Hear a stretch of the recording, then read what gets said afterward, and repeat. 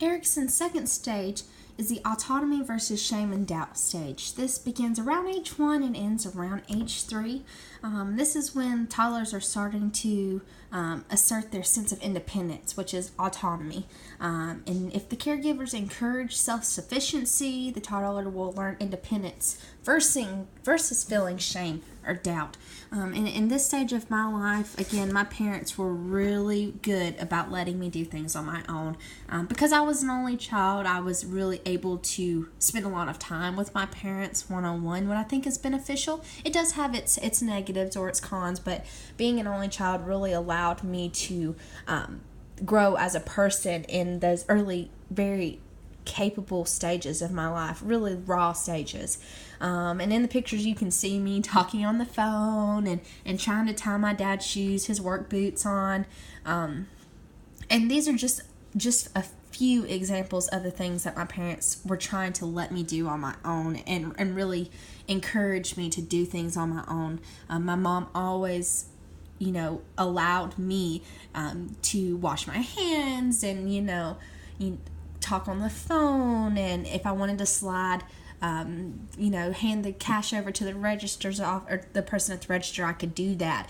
My parents really pushed me to be independent, and according to my mom and my dad at this age, that 1 through 3 stage, I was really independent. I wanted to do things on my own. I wanted to dress myself, but there were some things that were limited, so that independence was kind of shut down.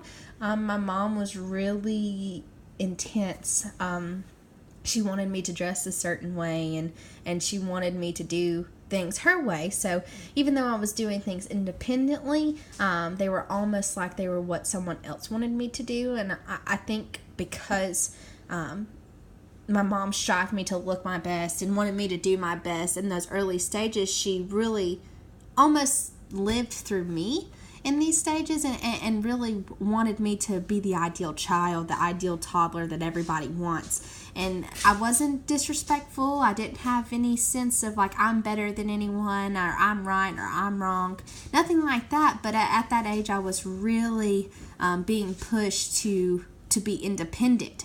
But that independence came with the price of almost being subjected to somebody else's standards. And I think now that I look back on it, I am independent. I live on my own, I pay bills, and I have a sense of independence. But when it comes to emotional standpoints and things like that, I do depend on someone to make choices for me. I can't make any choices when I want to go eat or what I want to do for my birthday or anything like that. And I think that has a lot to do with it. I'm independent in most stances, but there's a little bit of regret in that sense that I still depend on other people to make some choices for me because I feel like I won't be able to do my best. And then that shame of doubt is where that comes in, because sometimes at that age early on, I wasn't reaching the standards that my mother was putting to me. In a sense of being independent, like dressing myself, it almost made me feel like I wasn't doing enough. And that is where that shame and doubt come in. It just shines through when a child feels like they aren't doing or meeting, rather, the standards that they have been given. And it really shows now that I'm older, going into young adulthood, that there are things that I don't do because I, 1, don't feel like I can do them myself, and 2, if I do them, if I do it wrong, will I get in trouble? Will someone be upset with me?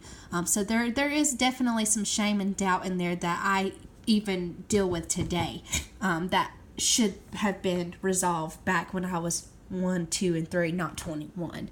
But again, those are things that I can go back and I can come back to that stage and say, you know what, that is where I need to be. And doing this project, I'm really being able to see that and see how the shame and doubt and the autonomy mix together and mesh to make who I am.